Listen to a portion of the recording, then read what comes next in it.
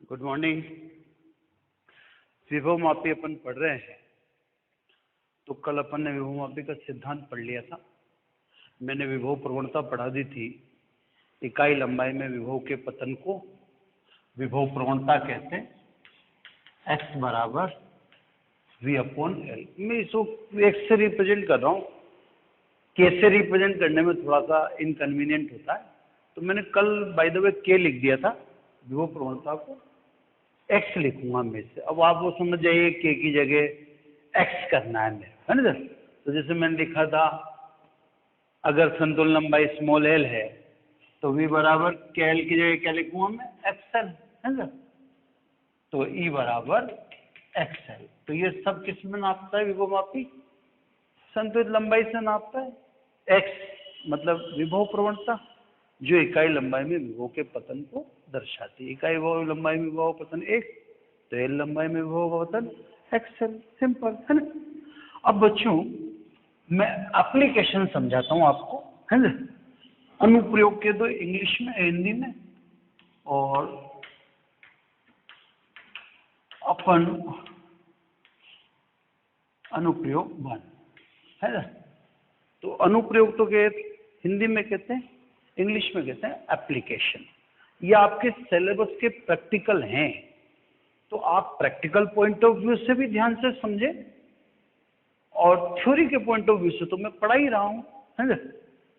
पहली एप्लीकेशन में अपन लेते हैं दो प्राथमिक सेलों की विद्युत वाहक बल, विद्युत वाहक बलों की तुलना। तो साहब दो प्राथमिक सेलों के विद्युत वाहक बलों की तुलना करनी है अपने को। अपने लैब में होते ही दो प्राथमिक सेल, एक डैनियल और एक लेक्लांशी। तो प्रैक्टिकल है, इजी प्रैक्टिकल, बिल्कुल सिंपल, कोई आपको ज्यादा टेंशन इस प्रैक्टिकल में है ही नहीं। सबसे सीधा प्रैक्टिकल है। सर्किट बनाना है पहले। अब ये सर्किट मैं आपके सामने लाइव बनाऊंगा। इस कनेक्शन को समझना कोई ज्यादा बहुत बड़ा कोई साइंटिस्ट लेवल का काम नहीं, सिंपल। दो प्राथमिक सेलों के विद्युत वाहक बलों की तुलना करनी है। तो पहले तो आप बेसिक सर्किट, मुख्य परिपथ बना दो। ये सब मुख्य परिपथ में 10 मीटर लंबे तार को तो अपन AB से दर्शाएंगे सही, और मुख्य परिपथ में इस तार के श्रेणी क्रम में लेक्लांशी सेल, लेक्लांशी मतलब द्वितीयक सेल, ये लेक्लांशी सेल प्राइमरी सर्किट में है, इसलिए इसके विद्युत वाहक बल को अपन EP कहते हैं, ठीक है। और ये श्रेणी क्रम में कुंजी यानी की, और ये श्रेणी क्रम में धारा नियंत्रक। ये तो आपने बना दिया प्राइमरी सर्किट, जिसको सामान्यतः कहीं भी आपको चेंज नहीं करना होता। कोई विशेष परिस्थिति में चेंज करने की जरूरत पड़ेगी तो वो आपको विशेष परिस्थिति समझा दी जाएगी। तो ये तो मैंने ट्रेस कर दिया प्राइमरी सर्किट, क्लियर है ना। ये प्राइमरी सर्किट बना दिया। अब जो भी आपको मेजरमेंट करना है, ये मेजरमेंट होगा सेकेंडरी सर्किट से। तो आप तो एक बार के लिए बिल्कुल क्लियर रहे कि प्राइमरी सर्किट में किसी प्रकार का कोई चेंज आपको करना ही नहीं है। बस आप ये समझ लें, ये स्पेशल केसेस में करना होता है। वो स्पेशल केसेस आपके सिलेबस में है ही नहीं, तो बस आप काय को चक्कर में पड़ते हो, है ना। अब आपको दो प्राथमिक सेल दे रखे हैं, एक लेक्लांशी और एक डैनियल। हर पॉजिटिव किससे जुड़ेगा? हाई पोटेंशियल पॉइंट ए से जुड़ेगा, हर पॉजिटिव। तो मेरे को दो प्राइमरी सेल दे रखे हैं, तो ये कॉपर वायर से मैं दोनों को किससे जोड़ दूं? दोनों के पॉजिटिव से जोड़ दूं ए से। All positive connected by high potential point A, clear. और इनके नेगेटिव इनके नेगेटिव किससे कनेक्ट करूं? इनके नेगेटिव कनेक्ट करूं द्विमार्गी कुंजी, ऐसी कुंजी जिसमें दो मार्ग होते हैं, दो टू वे की। टू वे की कैसी होती है पहले इधर देख लो, ये टू वे की ऐसी होती है, ये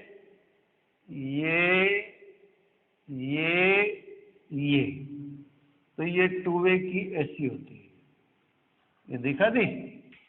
अब पूरा समझना पहले, क्योंकि आप लाइव तो हो नहीं प्रैक्टिकल में। ये x, ये y और ये z, इधर भी मैं दिखा देता हूँ, ये टू वे की है जो मैं वहां दिखा रहा हूँ, x y z, क्लियर? इधर दिखा दिया x y z। अब ये x से तो जोड़ दिया अपन ने लेक्लांसी सेल, ये जोड़ दिया, नेगेटिव जुड़ेगा ना, तो ये नेगेटिव जोड़ दिया किससे? लेक्लांसी सेल। दिख रहा है सब सब, है ना? y मिडिल सदैव जाएगा जज साहब को, जज साहब का मतलब गैल्वेनोमीटर को। गैल्वेनोमीटर ही जजमेंट करता है, इसलिए मैं उसको जज साहब बोलता हूँ। ये चलाया गया गैल्वेनोमीटर को, और गैल्वेनोमीटर से तार निकलेगा जो जॉकी से कनेक्ट होगा, और जॉकी किस पे चलाई जाएगी? 10 मीटर लंबे तार पे। अभी सब लाइव दिखा दूंगा आपको ना। तो मिडिल पॉइंट हमेशा किसको दें? जजमेंट वाले को। जजमेंट वाले को मतलब गैल्वेनो। और अब ये दूसरा सेल जिसका विद्युत वाहक बल कितना लिख दिया? E2, ये डेनियल सेल है, तो Z से क्या जोड़ दिया साहब? Daniell cell. ये कुंजी है जो वहां पर दिख रही है, XYZ से इसको इंडिकेट कर रखा है अपन ने, इसको द्विमार्गी कुंजी कहते हैं। क्लियर? सर्किट में अगर प्रैक्टिकल में बना रहे हो तो धारा की दिशाएं दिखाना जरूरी है, वरना एक नंबर कट जाएगा। तो ये प्रैक्टिकल में अगर आपको एक नंबर बचाना है तो धारा की दिशा ऐसे दिखा देना जैसे मैंने दिखा दी। क्लियर? अभी समझाऊंगा, वहां बिट लगा दूंगी, है ना? ये द्विमार्गी कुंजी समझ गया आप। मिडिल हमेशा किससे जुड़ेगा? गैल्वेनो। क्यों जुड़ेगा आप समझ जाएंगे, है ना? तो अब ये तो बन गया आपका इंस्ट्रूमेंट।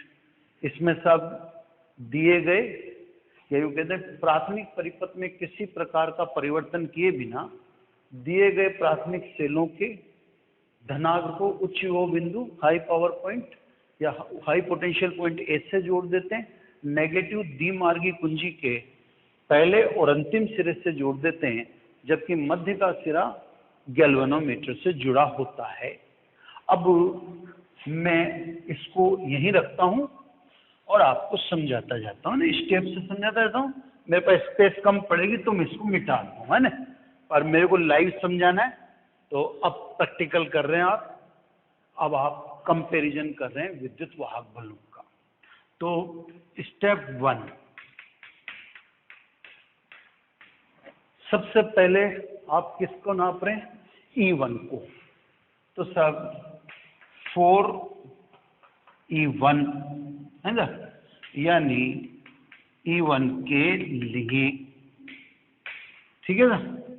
कनेक्शन करें तो सबसे पहले विभव मापी ऑन करें। तो सबसे पहले क्या ऑन करें? विभव मापी ऑन करें। के ऑन हो गया? के ऑन होना ही रहा। के ऑन बिना तो कोई काम होगा ही नहीं, तो के तो ऑन ही रहेगा, ठीक है? कोई उसमें ज़्यादा टेंशन लेने की जरूरत नहीं। अब क्योंकि आप किसको मेजर कर रहे हैं? कौन से इलेक्ट्रिक EMF को नाप रहे हैं? E1 को। E2 को तो नहीं नाप रहे हैं। तो देखो XY ऑन, ये ऑन कर दिया, ये जुड़ गए, जबकि YZ ऑफ, ये तो नहीं जोड़ेंगे ना, क्योंकि इसको तो मैंने क्या क्या रखा है? E1, और इसको क्या क्या रखा है? E2। तो सब इस सब में X और Y कनेक्ट होगी। E2 तो खुले सर्किट में आ गया, ओपन सर्किट में तो ओपन सर्किट में करंट हो ही नहीं सकती, तो E2 तो करंट रिलीज करेगा ही नहीं। सोचना ही बंद कर दें कि E2 करंट रिलीज करेगा, क्योंकि ओपन सर्किट में। क्लियर? E1 देखो क्लोज सर्किट में आया नहीं आया, देखना देखना, क्या समझे?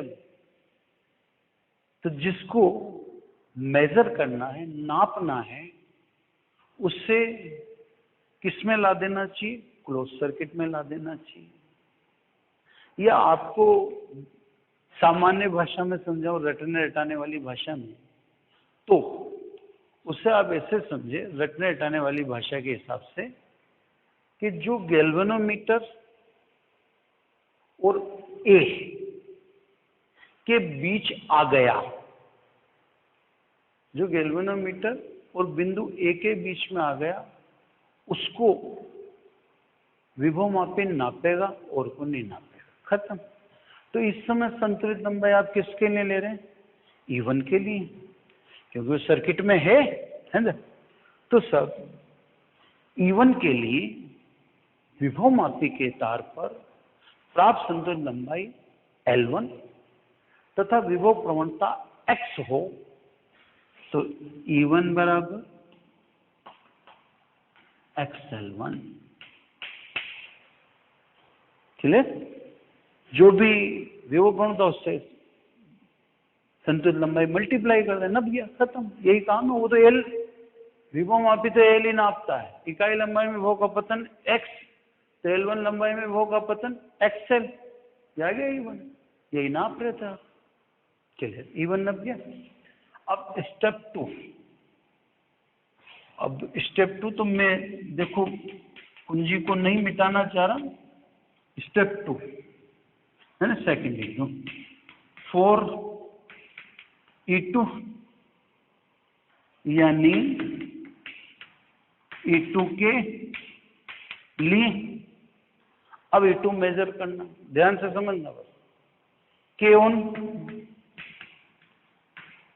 वो तो ऑन रहेगा, क्योंकि उसके ऑन का मतलब तो विभव मापी ऑन होता है, उसके मतलब यही है ना। क्लियर? अब XY क्या करोगे? ऑफ, डिस्कनेक्ट कर दो। XY क्या कर दो? डिस्कनेक्ट। अब E1 कनेक्ट नहीं रहा गैल्वेनोमीटर से, अब किसको कनेक्ट कर दो? YZ को कनेक्ट कर दो। YZ को क्या कर दो? ऑन कर दो। तो अब कौन कनेक्ट हो गया? YZ कनेक्ट हो गया। सिंपल है आपके सामने। देखो, तो जो मेजर होगा उसको किसके बीच में लाना पड़ेगा? गैल्वेनोमीटर और ए के बीच में लाना पड़ेगा। अब क्लोज सर्किट देखो किससे बना? E2 से बना। अब बताओ E1 करंट फ्लो करेगा क्या? Never, impossible. अब कौन करंट फ्लो करेगा? E2 करेगा। E1 ओपन सर्किट में, वो करंट फ्लो कर ही नहीं सकता, उसका इंटरफेयर खत्म। तो इस समय बैलेंस लेंथ, संतुलन लंबाई किसके लिए आएगी? E2 के लिए। कौन से आएगी? विभवमापी से। तो अब आप जो कि विभवमापी के तार पे सरकाओगे और किसकी तरफ देखो? गैल्वेनोमीटर की तरफ। गैल्वेनोमीटर में आ गए 0, 0 आते रोक दो, खत्म। ये संतुलित लंबाई कितनी है? L2। विभव प्रवणता कितनी है? X। तो E2 इज इक्वल टू क्या हो गया? XL2। ये सब संतुलित लंबाई, इसको इधर लिख दूं मैं, यह लिख देता हूं। E2 बराबर XL2 है ना, क्योंकि हो सकता है कैमरे में वो कवर नहीं हो रहा उधर का, इसलिए। तो सब अब जो बैलेंस लेंथ आई वो E2 के लिए आई है ना। विभव प्रवणता XC है, यानी पोटेंशियल ग्रेडियंट XC है। संतुलन लंबाई L2 है, तो E2 बराबर XL2। दोबारा समझ लें, आपको जो भी बैलेंस संतुलन लंबाई मिले उसको 1 से गुणा कर दें, बस उसी को मेजरमेंट कहते हैं। सीधी सी बात। आपको कोई भी चीज ज्ञात करनी हो, कोई भी प्रतिरोध, धारा, विभव, विद्युत वाहक बल, विभव मापी तो लंबाई से ही नापेगा। उसको और कुछ चाहिए नहीं हो तो क्या देगा, लेंथ देगा। उस लेंथ को किससे मल्टीप्लाई कर दें, एक्स से। तो आप देख लेने एक्स किससे कहते हैं, इकाई लंबाई में विभव का पतन एक्स कहलाता है। तो L2 लंबाई में विभव का पतन कितना हो, XL2। अब इस समय विभव का पतन किसका हो रहा है, E2, और तारी तो बैलेंस कर रहे हो आप, तो इनके बीच में धारा नहीं जा रही, नहीं, क्योंकि यहाँ क्या आ गया, जीरो आ गया ना। यहाँ जीरो आते ही अब L2 और सेल के बीच में धारा का आदान प्रदान नहीं हो रहा, तो इसका मतलब E2 किसके बराबर है, XL2 के बराबर, क्योंकि तार की L2 लंबाई पे जीरो आ रहा है, इकाई लंबाई में विभव x, तो L2 लंबाई में कितना, XL2, और धारा इधर से इधर नहीं आ रही, इधर से इधर नहीं जाए, तो इसका मतलब ये दोनों क्या है, बराबर है, तभी धारा का दो। तो सब ये आपने E2 के लिए संतुलित लंबाई निकाल ली। बस आता है E1 upon E2 is equal to L1 upon L। इसका मतलब जो हमने संतुलित लंबाई ली है, उन संतुलित लंबाइयों का अनुपात विद्युत वाहक बलों के अनुपात के बराबर है। यही अपने को करना था, दो प्राथमिक सेलों के विद्युत वाहक बल की तुलना। तो रिजल्ट मिल गया कि सब संतुलित लंबाइयों का अनुपात ही सेलों के विद्युत वाहक बल के अनुपात के बराबर है, तो तुलना होगी। अब क्योंकि आप लैब में ऐसे 5 सेट लेंगे, 6 सेट लेंगे, तो अब जैसे मान लीजिए एक सेट तो ये हो गया। अब आप कहेंगे सर अगला सेट कैसे लें, क्योंकि बार बार L1 L2 वही आएगी।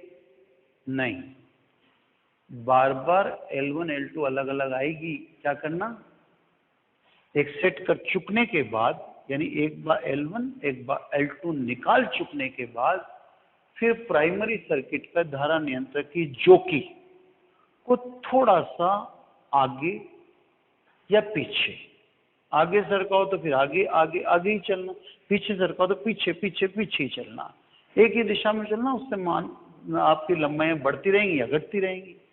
तो सब फिर एक सेट कर लेंगे, मैंने जैसे बताया। अब आप कहें इसकी जोकी को थोड़ा सा सरका दें, फिर वापस L1 L2 लें, अलग अलग आएंगी, रेशो सेम आएगा और लंबाइयां अलग अलग आएंगी। ये दूसरा सेट हो गया। फिर जोकी को थोड़ा सा और आगे सरका दें, फिर वही आपने जिसी जोकी को सरकाते हो, इस वायर AB में करंट चेंज हो जाती है, और अपन जानते हैं X बराबर IR upon L। Current change होगी तो X चेंज हो जाएगा, और X चेंज होगा तो L1 और L2 चेंज हो जाएगा। तो आपको बार बार नई नई संतुलन लंबाई के लिए आपको एक सेट कर चुकने के बाद प्राथमिक परिपथ में लगे धारा नियंत्रक की जोकी को थोड़ा सा आगे या पीछे सरका देना है, फिर नया सेट लेना है, फिर वही करना है। ऐसे 2-5 सेट आप ले लें। क्लियर? एक छोटी सी जो बात है वो आपको मैं समझा देता हूँ। ये आप न समझें कि आप जो कर रहे हैं उसके आंसर संभावित याद नहीं है। नहीं नहीं, जो आप कर रहे हैं उसके आंसर टीचर को जो वहाँ पर आपका प्रैक्टिकल लेने आए हैं उनको आंसर याद है। कैसे है साहब? एक अनुमानित मान याद होता है उनको। कैसे होता है मैं आपको समझाता हूँ। भाई आपका एक सेल तो डेनियल सेल है और एक सेल लेक्लांसी सेल है।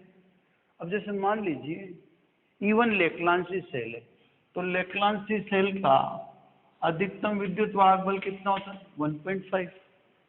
दूसरा आपका डेनियल सेल है, डेनियल सेल का विद्युत वाहक बल कितना होता है? 1.08। इसको जब आप करेंगे तो ये शायद 1.3234 जो भी है आएगा। तो इसका मतलब अगर आपने E1 लेक्लांशी लिया है और E2 डेनियल लिया है, तो आपका रेशियो 1.32, 1.3, 1.28, क्योंकि भाई ये कम हो सकता है ना, ये वैल्यू क्या हो सकती है? लेक्लांशी सेल में दोष है तो 1.5 EMF उसका मेंटेन नहीं रहता, लेक्लांशी डेनियल में तो मेंटेन रहेगा। डेनियल तो मानक सेल है।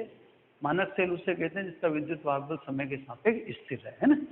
लेकिन लेक्लांशी सेल का विद्युत वाहक बल समय के सापेक्ष स्थिर नहीं रहता, तो ये कम होगा। तो आपका आंसर 1.32 से कम होना चाहिए। अब आप आंसर लिख दें 1.4, तो 1.4 तो ख्वाब में ही नहीं हो सकता। हाँ, दूसरा ये है कि आपने E1 मान लो डेनियल लिया और E2 आपने लेक्लांशी लिया हो, तो यह चीज उल्टी हो जाएगी। तो मेरे कहने का मतलब केवल इतना सा है, ज्यादा उलझो मत, कि आप ये कभी होशियारी मत समझना कि नहीं साहब आप मूर्ख बना दोगे सामने वालों को। आप भी मूर्ख बनोगे, सामने वाला नहीं बनता। सामने वाले को तो पहले से सब पता है। ये प्रयोग नंबर 1 हो गया। अब प्रयोग नंबर 2, ये बहुत इंपॉर्टेंट है थ्योरी के हिसाब से भी और प्रैक्टिकल है ना। सेल के आंतरिक प्रतिरोध स्मॉल r का मापन। क्लियर? अब इसका नाम क्या है? विभव मापी। क्लियर? अब आप मेरे से पूछो कि विभव मापी है तो विभव मापेगा, विद्युत वाहक बल मापेगा, जबकि आप क्या नापवा रहे हैं? आंतरिक प्रतिरोध। तो मैं आपको बड़े फुर्सत में बड़े प्यार से जवाब देता हूं, विभव मापी सब नापेगा। धारा भी नापेगा, वोल्टा भी नापेगा, प्रतिरोध भी नापेगा। टेक्निक होनी चाहिए, ये टेक्निक से नापता है। ये उन सभी को नाप देगा जिनको आप V में कन्वर्ट कर सकते हो। V का मतलब पोटेंशियल में कन्वर्ट कर सकते हो, क्योंकि नापता तो ये V है, वास्तविकता तो यही है कि ये V नापेगा, रियलिटी तो यही है। तभी इसका नाम पोटेंशियोमीटर है या विभव मापी इसका नाम तभी रखा गया। लेकिन इससे नपवाने के लिए या मेजरमेंट के लिए आपके अंदर दिमाग होना चाहिए। ये मेजरमेंट तो सबका कर देगा। अभी मैं रेजिस्टेंस नाप के दिखाऊंगा। अगर इंटरनल रेजिस्टेंस इलेक्ट्रिक पोटेंशियल में कन्वर्ट हो जाता है तो नपेगा, वरना नहीं नपेगा। तो अब आप ऐसे समझें, हम हर चीज को, जैसे R है, अब R को I से मल्टीप्लाई कर दो, R को I से मल्टीप्लाई करो तो V बन जाएगा। तो R को V बनाना आसान है ना, तो मैं R को क्या करूंगा? V बना दूंगा। अगर R V बन रहा है, R V बन रहा है, तो ये नाप देगा, मेजर कर देगा, वरना नहीं। तो पहले देखते हैं कि R यानी इंटरनल रेजिस्टेंस V बन रहा है क्या, देखते हैं, है ना। तो सब पहले वो देखें, फिर आगे बात करेंगे। तो जब सेल धारा प्रदान करता है, जब सेल धारा दे रहा है तो अपन उस समय देखते हैं कि क्या होता है ना। तो जब सेल धारा प्रदान करता है तो रिलेशन लिखें, है ना। रिलेशन क्या है? V बराबर E माइनस IR, ये रिलेशन है। अपने को तो R नापना है, यानी R is equal to E minus V upon I। R convert तो हो रहा है ना, R V में कन्वर्ट तो हो रहा है, लेकिन I आ रहा है।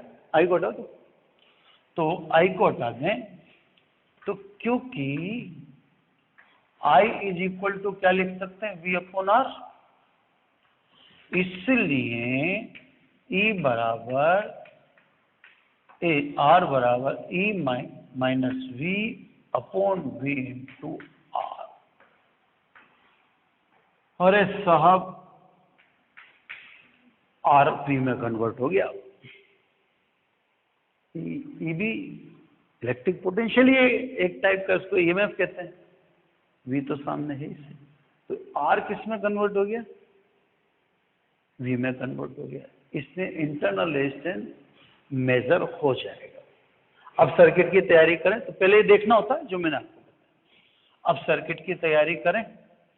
सर्किट में आपको प्राइमरी सर्किट में तो कोई चेंज करना ही नहीं, प्राइमरी सर्किट वही रहेगा जो था।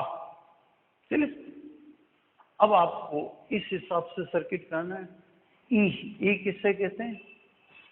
जब सेल खुले परिपथ में हो, यानी सेल से धारा नहीं ली जा रही हो, उस समय वोल्ट मीटर के पाठ्यांक को ई कहते हैं। तो साहब आपको एक सेल देंगे जिसका आंतरिक प्रतिरोध ज्ञात करना है। पॉजिटिव ऑलवेज कनेक्ट टू ए, ये पॉजिटिव ऑलवेज कनेक्ट टू ए। इसका ईएमएफ कितना है? ई। ईएमएफ को डायरेक्ट किससे नाप लेंगे? पोटेंशियोमीटर से जनाब। इस समय सेल धारा दे रहा है क्या? नहीं दे रहा। तो सेल जब धारा नहीं देगा तो भाई, जब गैल्वेनोमीटर से, यहाँ पे मैं गैल्वेनोमीटर को एक दो बार ऐसे दिखा देता हूँ, है ना। गैल्वेनोमीटर पे तो जीरो आएगा तभी तो मेजर करोगे, तो नहीं ये धारा दे रहा, नहीं ये ले रहा। तो धारा जब नहीं दे रहा तो विभवमापी का पाठ्यांक किसको दर्शाएगा? ई को ही दर्शाएगा। अब वी, जब सेल बंद परिपथ में, तो इसको बंद परिपथ में लाऊं, इसको पॉजिटिव नेगेटिव ऊपर लिख दूं, ये लगा दिया मैंने रेजिस्टेंस बॉक्स। किसके लिए? आर के लिए। और यहां मैंने कुंजी ले ली, तो इसको केवल लिख दो। फिर ये लो सब,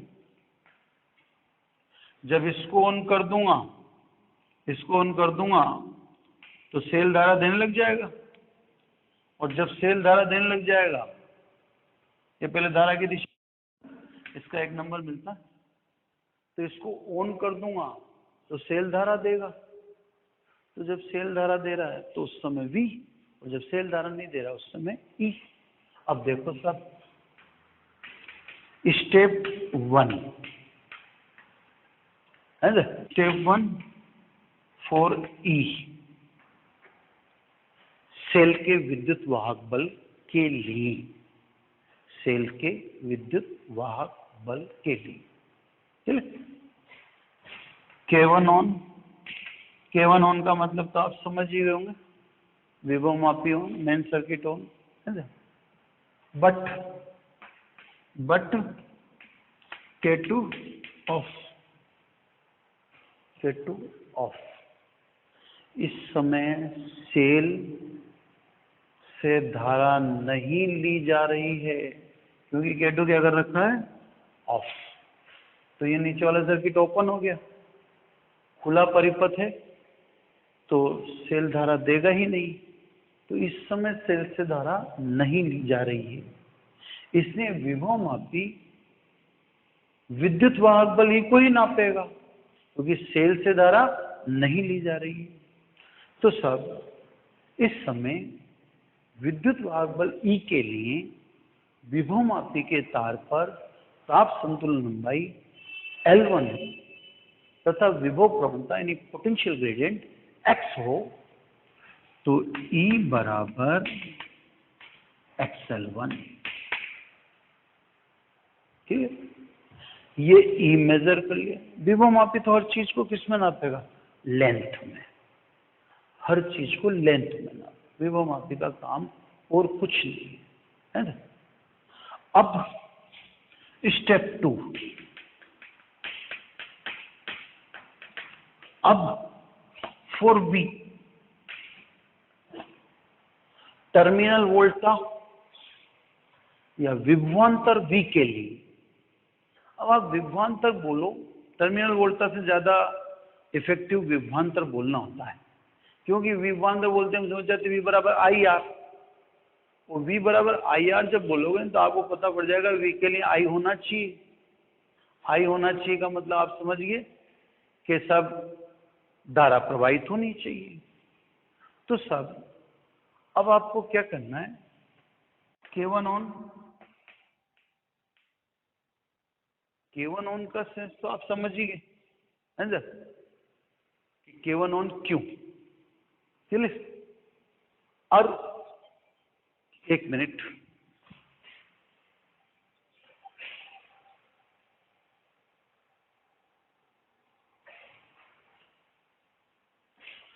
तो K1 ऑन का मतलब तो आप समझिए, क्लियर। सेल से धारा लेनी है, तो अब क्या कर दो, पहले आप RB से R पुट करो, RB से R पुट करो, क्लियर है ना। और फिर K2 ऑन कर दो, है ना। तो बात को एक बार फिर ध्यान से समझ लीजिए। अब आप पहले किसको मेजर कर रहे थे, E को, अब किसको मेजर कर रहे हो, V को। तो V के लिए विभवांतर कहते हैं अपन, तो V बराबर आई है, तो अब धारा लेनी है, तो K1 ऑन, तो K1 ऑन तो रहेगा, तो वो मापी होंगे, है ना। फिर RB से आपने R निकाल लिया, फिर K2 ऑन कर दिया, है ना। अब RB से R निकाल लिया, रेजिस्टेंस सर्टेन जो भी आपकी इच्छा, और K2 ऑन कर दिया, तो अब सेल क्या ले रहा है, अब सेल धारा दे रहा है। जब सेल धारा दे रहा है तो प्रतिरोध यानी रेजिस्टेंस के सिरों पर विभव का पतन V नपेगा। अब तो ये दोनों पैरेलल आ गए ना, तो यहाँ पर जब करंट फ्लो हो रही है भाई साहब, तो यहाँ पर इलेक्ट्रिक पोटेंशियल कितना आई आर, ये दोनों पैरेलल है ना। समांतर क्रम में विभवांतर सदैव समान रहता है, तो बोलो ये नपेगा कि V नपेगा, ये दोनों समांतर है, तो क्या नपेगा, V नपेगा। तो अब संतुलित लंबाई किसके लिए आएगी, V के लिए। विभव मापी के तार पर अब प्रतिरोध R के सिरों पर विभव के पतन V के लिए प्राप्त संतुलन लंबाई L2 तथा विभव प्रवणता X हो तो V, तो V बराबर XL2। ये समीकरण नंबर 2, ये समीकरण नंबर 3। E पता पड़ गया, V पता पड़ गया, R आप डायरेक्ट पढ़ ही लेना। अब ये सब मान किसमें रख दूं, समीकरण 1 में। तो सब बाई इक्वेशन 1 ये भी पुट कर दो, और तो सब यहां लिख देता हूं स्मॉल r, E का मान कितना रख दूं, XL1, V का मान कितना रख दूं, XL2, तो minus XL2 upon XL2 into R जो आपने कहां से निकाला, रेजिस्टेंस बॉक्स में से, वो लिख दिया। XX को मना के कट गया, तो R बराबर L1 minus L2 upon L2 into R। Clear, देखो सर, तो internal resistance in form of किसके पदों में आ गया, संतुलन लंबाई के पदों में आ गया। विभव मापी सब चीजों को नापेगा, दो बातें हैं, कब नापेगा, जब वह V में कन्वर्ट हो। किससे नापेगा, लंबाइयों से नापेगा। ये देखो R किससे मेजर हो गया, L1 L2 से, simple.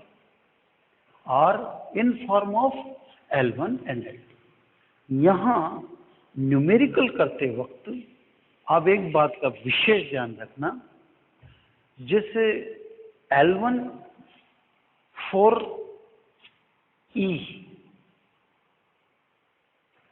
L2 for V, L2 किसके लिए ली थी, V के लिए। तो आप बस एक ध्यान से समझना, जैसे न्यूमेरिकल आया एक सेल के लिए संतुलन लंबाई 500 सेंटीमीटर है, ये E है। फिर ये कहेगा 4 ओम प्रतिरोध रेजिस्टेंस निकालने के बाद संतुलन लंबाई 380 सेंटीमीटर रह गई, ये V है। कैसे समझा मैं, इसने कहा सेल से संतुलन लंबाई 500 है, तो इसका मतलब इस समय ये रेजिस्टेंस पुट नहीं कर रहा, सेल से संतुलित लंबाई तो ई कहलाती है। ई के लिए क्या ली? L1। फिर इसने कहा 4 ओम प्रतिरोध निकालने के बाद, तो प्रतिरोध निकालने के बाद तो वो लेंथ किसके लिए आएगी? V के लिए आएगी। V के लिए कौन सी लेंथ है? L2 है। तो सब जब सवाल आप इसका करो, सवाल तो कठिन नहीं होगा। अगर विभव मापी से ये इंटरनल रेजिस्टेंस मेजर करवा रहा है, मापने की कह रहा है, तो ये आपको L1 L2 देगा। लेकिन L1 for E, L2 for V। अब इसकी साउंड आपको न्यूमेरिकल में किससे मिलेगी?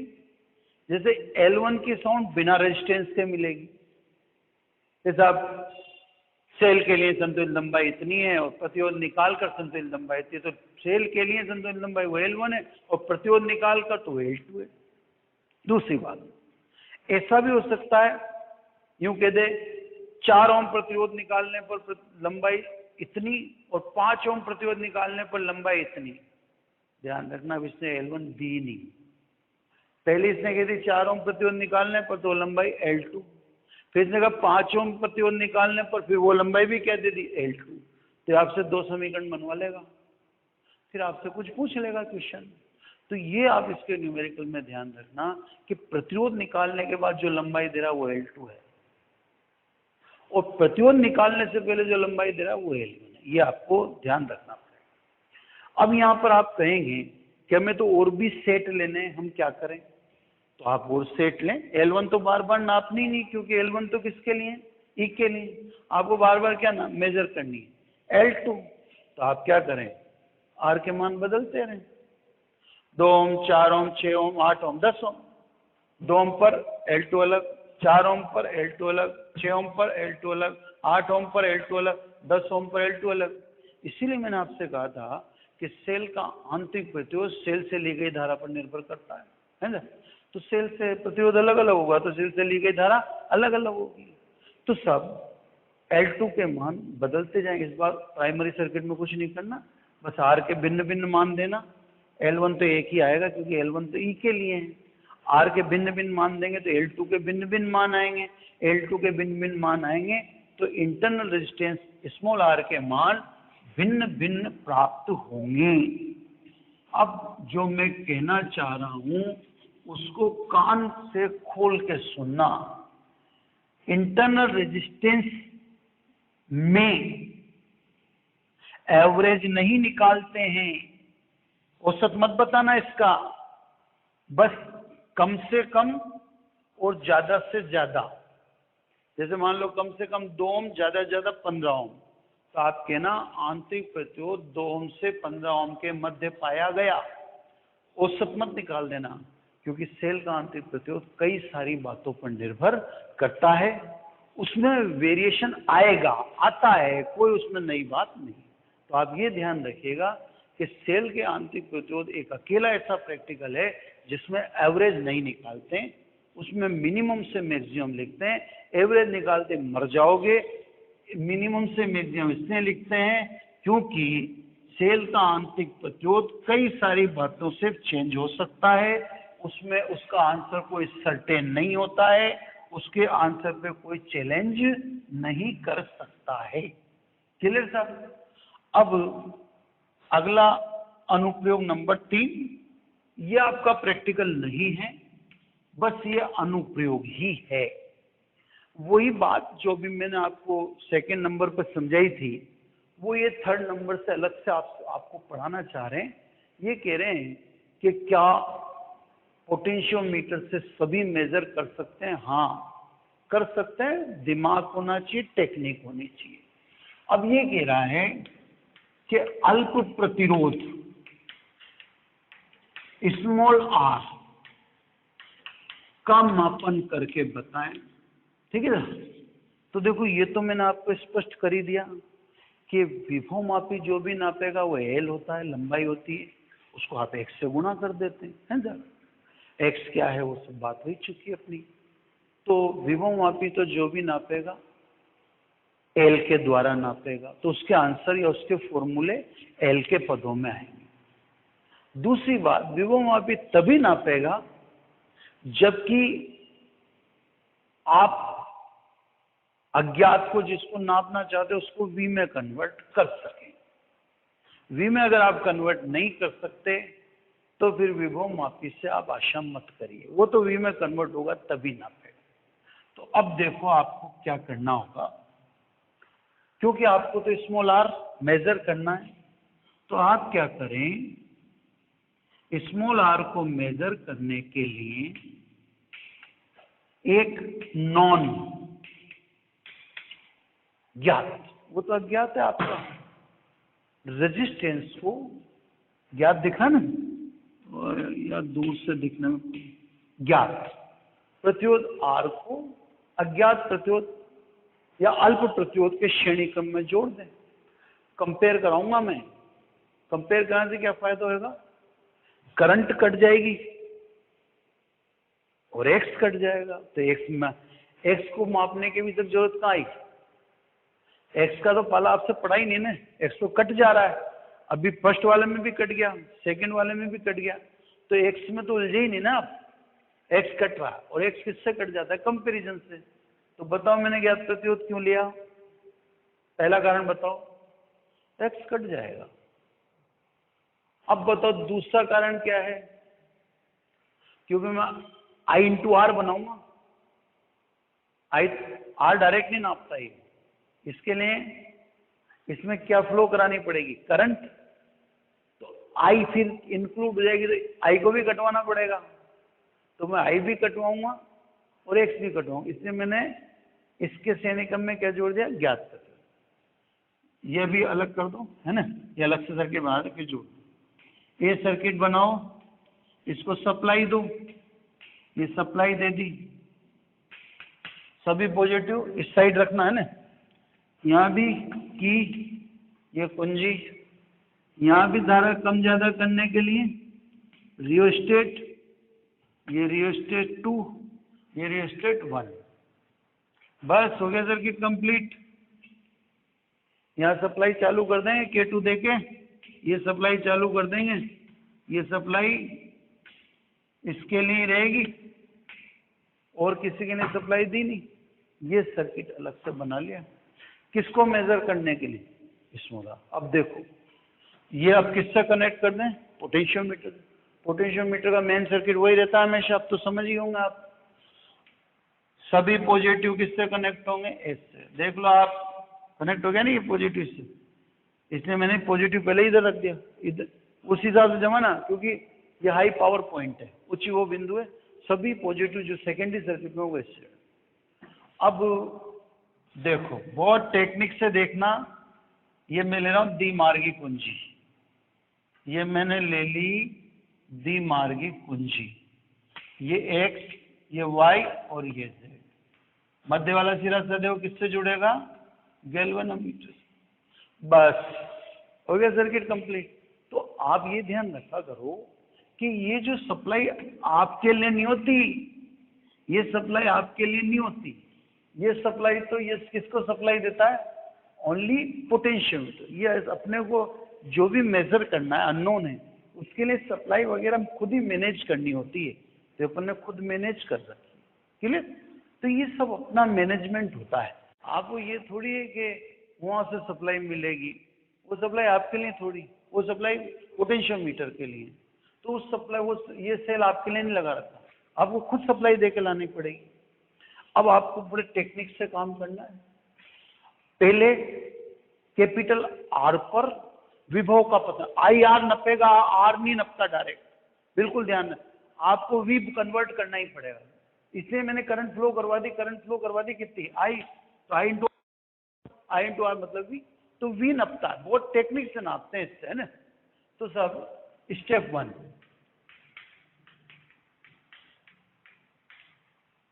आपके अगर खोपड़ा होगा सब नप जाएगा, सब, कोई टेंशन नहीं है, वी में कन्वर्ट करो आप, तो सब आर पर विभव पतन, विभव पतन के लिए,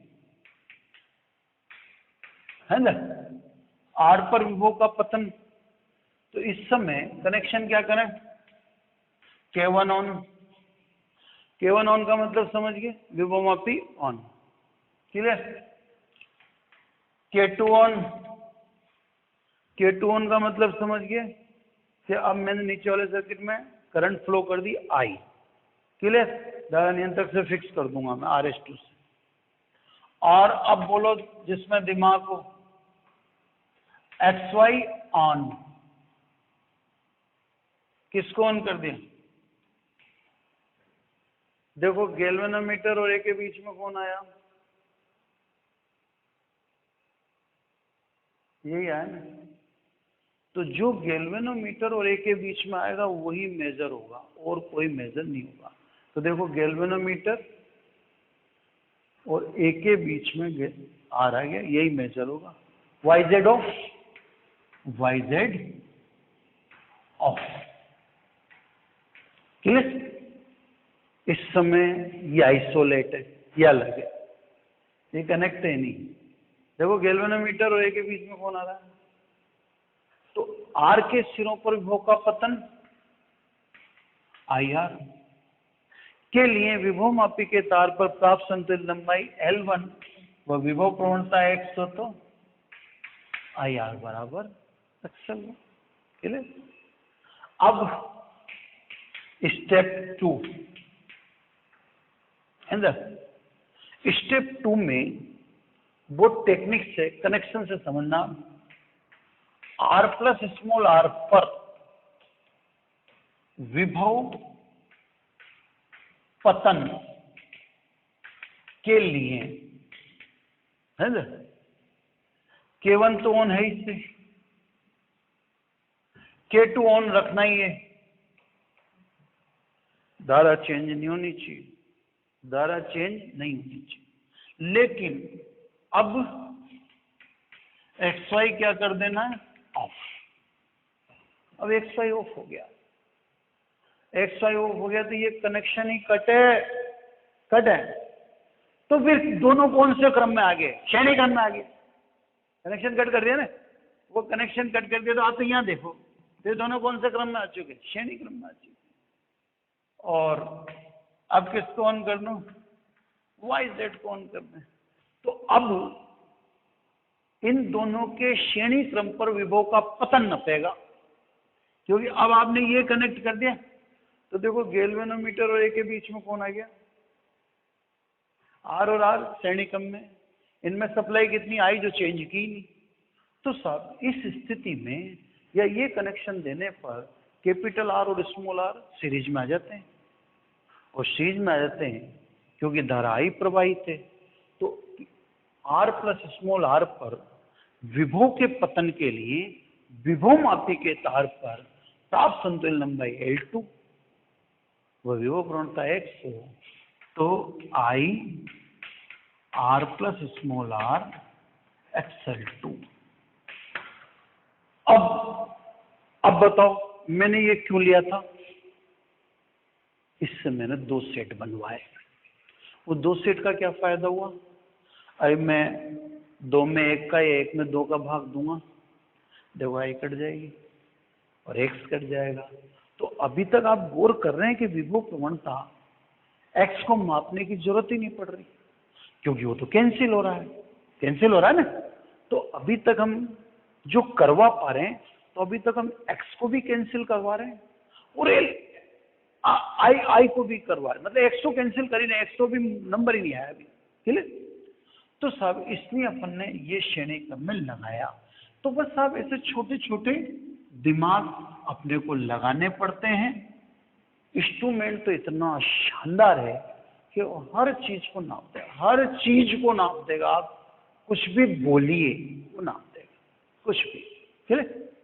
तो सब अब 2 डिवाइडेड बाई 1 है ना, तो आई साई कट गया, R plus small r upon capital R, इधर x कट गया तो L2 अपॉन L1, ये 1 plus small r upon capital अलग कर लिया, L2 अपॉन L1, तो ये R अपॉन कैपिटल R, ये L2 अपॉन L1 माइनस 1, यानी ऐसे लिख दूं L2 minus L1 upon L1।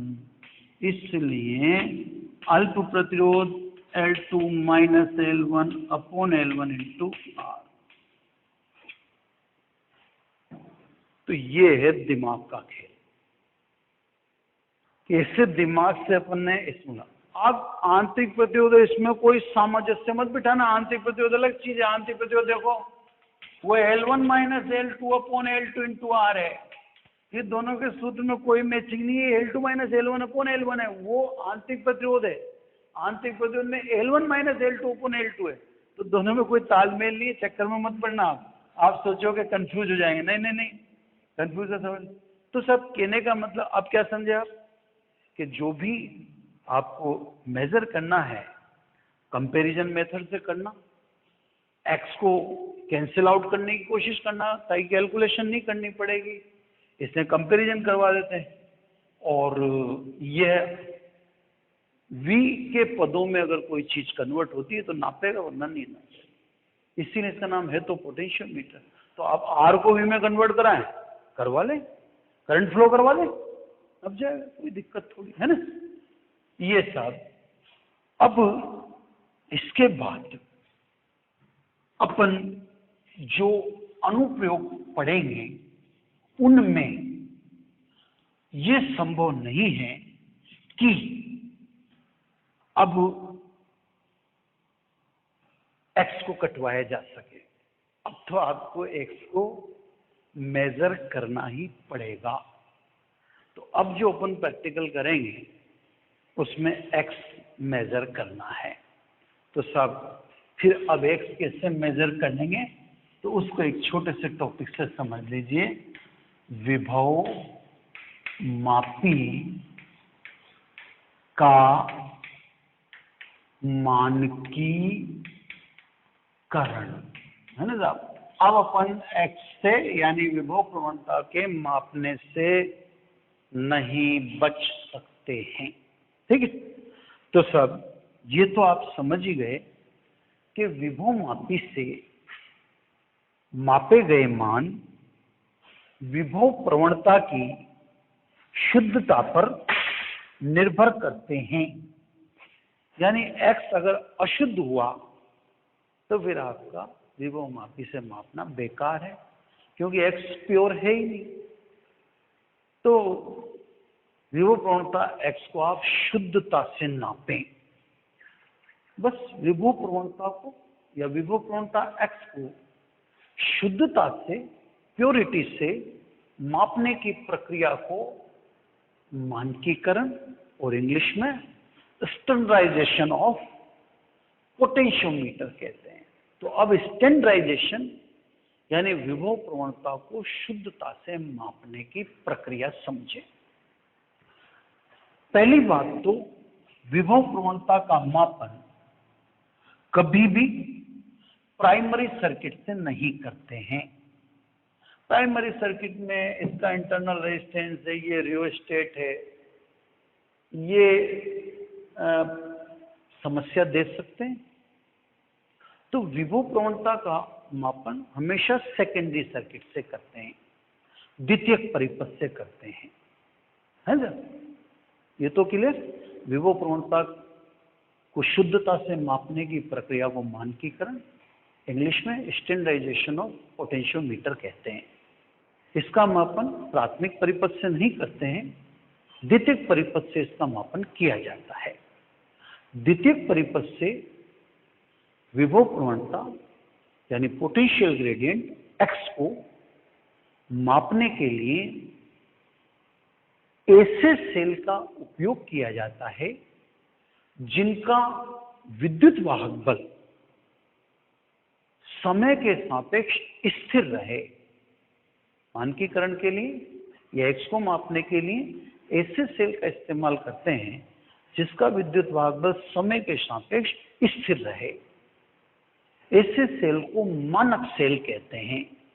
मानक सेल के नाम पर दो सेल हैं, एक तो डैनियल और एक कैडमियम सेल, है ना। तो ये दो मानक सेल हैं जिनका विद्युत वाहक बल समय के सापेक्ष स्थिर रहता है। तो इनका आप उपयोग कर सकते हो किसको मापने के लिए, x को मापने के लिए। 20 डिग्री सेंटीग्रेड टेम्परेचर पर कैडमियम सेल का विद्युत वाहक बल 1.0186 वोल्ट होता है, याद रखना पड़ता है, या पूछेंगे नहीं आपसे। और डेनियल सेल का विद्युत वाहक बल 1.08 वोल्ट होता है, फिक्स। तो डेनियल सेल का तो कितना 1.08, कैडमियम सेल का कितना 1.0186। इसके द्वारा आप क्या नापते हैं, आप एक्स का प्योरिटी, शुद्धता से मापते, ठीक है। तो मानक सेल को अब मैं या किससे दिखा दूंगा, E0 से, क्लियर है ना। ये अब कोई सा भी ले लें, अपने लैब में तो कौन सा सेल होता है, डेनियल। तो ये मैंने डेनियल सेल ले लिया, मानक सेल। इसको अलग से दिखा दें, अलग से दिखाने के लिए इसको किससे रिप्रेजेंट कर दें, E0 से। E0 मतलब मानक, बाकी तो सर्किट ऐसा का ऐसा दिख ही रहा, पॉजिटिव कनेक्टेड बाई ए, दिख ही रहा, सिंपल। अब इस समय बताओ संतुलित लंबाई यानी बैलेंस लेंथ किसके लिए ले रहे हो, E0 के लिए। तो अगर E0 के लिए यानी मानक सेल के लिए संतुलित लंबाई L0, सबको अलग करता हूं, 0 कर देता हूं ना, L0 तथा विभव प्रवणता x हो तो E0 बराबर XL0। इसलिए विभव प्रवणता x बराबर कितना, E0/L0। E0 आप जानते ही हैं, अगर डेनियल सेल है तो E0 का मान कितना 1.08, और L0 आप किससे लेंगे, विभव मापी से, ज्यादा से ज्यादा लें 800 850 इससे लें, बड़े मान लें, क्योंकि अगर L ज्यादा होगी तो X कम होगी, और हम जानते हैं विभव मापी की सुग्राहिता विभव प्रवणता के विपरीत है। तो देखो ध्यान से, मानक सेल का E0 तो फिक्स है ही सही, L0 आप ज्यादा से ज्यादा लेने की कोशिश करें। कैसे लेते हैं ज्यादा ज्यादा, वो अलग से सिखाऊंगा मैं आपको प्रैक्टिकल के जरिए, है ना। तो वो ज्यादा से ज्यादा लेने की कोशिश करें, ये ज्यादा लेंगे तो x कम होगा, x कम होगा तो सुग्राहिता। ऐसे मानकीकरण किया जाता है, यानी ऐसे द्वितीयक परिपथ के द्वारा x को मापा जाता है, ठीक है सर। अब x को मापकर फिर अपने को क्या नाम से जो 2-3 अनुप्रयोग हैं वह x को से माप ही लिया अपन ने जैसे बताया। अब जो 2-3 अनुप्रयोग हैं, अब उन अनुप्रयोग को किया जाएगा। तो उसमें अपने को ये 2 अनुप्रयोग हैं, अब अपने वोल्ट मीटर तथा अमीटर का अंशांकन व अंश शोधन। अब ये क्या है, बड़ी इंटरेस्टिंग बात है। हिंदी में तो ये अंशांकन और अंश शोधन अलग अलग चीज होते हैं, लेकिन अंग्रेजी में दोनों को कहते हैं कैलिब्रेशन ऑफ वोल्ट मीटर और अमीटर, ठीक है। तो सब ये हमारा प्रैक्टिकल होगा। आज मैं प्रैक्टिकल नहीं पढ़ा रहा, आज तो मैं आपको पहले अंशांकन और अंशशोधन समझा, तो फिर देखते हैं, टाइम रहेगा फिर अपन उस हिसाब से मैनेज कर लेंगे। तो अंशांकन किससे कहते हैं और अंशशोधन किससे कहते हैं, अब पहले छोड़। तो सब अमीटर भी गैल्वेनोमीटर से बनता है, अगले चैप्टर में आ जाएगा। इसको कहते हैं अमीटर जो आपके सामने, और वोल्ट मीटर भी गैल्वेनोमीटर से बनता है, ये इसको कहते हैं वोल्ट मीटर। कुल मिला के अभी ये तो सब अगले चैप्टर का काम है। अब वोल्ट मीटर से आपने अमीटर बना लिया, वोल्ट मीटर से आपने गैल्वेनोमीटर से अमीटर बना लिया, गैल्वेनोमीटर से वोल्ट मीटर। तो दोनों गैल्वेनोमीटर से बनते हैं, वोल्ट मीटर तथा अमीटर। अब ये स्क्रीन है, इस पर अंक अंकित करोगे 0 1 2 3 4, ये अंक कैसे लिखोगे? तो इन पर, क्योंकि अब गैल्वेनोमीटर तो रहा नहीं, अब वो क्या बन चुका? अमीटर, शंट जोड़ते। अब यहां भी गैल्वेनोमीटर तो रहा नहीं, वो क्या बन चुका? वोल्टमीटर। ठीक है, तो उन पर लिखे अंक का तो कोई मतलब रहा नहीं। अब तो आपको नए सिरे से अंक लिखने पड़ेंगे। तो जो आप अंक, नंबर अंकित यानी लिखेंगे, नया ट्रेसिंग करेंगे, नए अंक लिखेंगे, तो अंक अंकित यानी अंक लिखने की प्रक्रिया को कहते हैं अंशांकन। क्लियर? ये तो हुई एक बात। अब आपके पास मान लीजिए डायरेक्ट वोल्टमीटर आया, तो वोल्टमीटर पे तो अंक लिखे हुए होंगे। जब आप बनाओगे तो अंक लिखने पड़ेंगे, तो उसको तो क्या कहते हैं? अंशांकन। पर बना बनाया आपके पास वोल्टमीटर आया, उस पर तो अंक लिखे हुए होंगे। उन अंकों में मिस्टेक हो सकती है, वो अंक गलत हो सकते हैं बाय द वे। तो उसकी आप प्योरिटी चेक करोगे कि जो अंक लिख रहे हैं वो सही है या गलत है। उससे कहते हैं अंश शोधन। तो सब वोल्टमीटर तथा अमीटर दोनों ही धारामापी यानी गैल्वेनोमीटर से प्रिपेयर किए जाते हैं। इन पर अंक लिखने की प्रक्रिया को अंशांकन कहते हैं, और जो ऑलरेडी लिखे हुए अंक होते हैं उनकी शुद्धता की जांच करने को अंश शोधन कहते हैं। तो मैं आपको वोल्टमीटर और अमीटर दोनों का अंश शोधन दिखाऊंगा, क्योंकि हमारी लेबोरेटरी में तो लिखे लिखाए अंक मिलते हैं, तो हमें अंशांकन तो करना ही नहीं है, क्योंकि जहां अंक लिख रहे हैं तो वहां तो आप शुद्धता ही जांचोगे। अंक लिखते आप तो उससे मैं कहता अंशांकन। तो हम क्या करेंगे? अंशोधन करेंगे। ये अब करेंगे आगे ना। Thank you very much.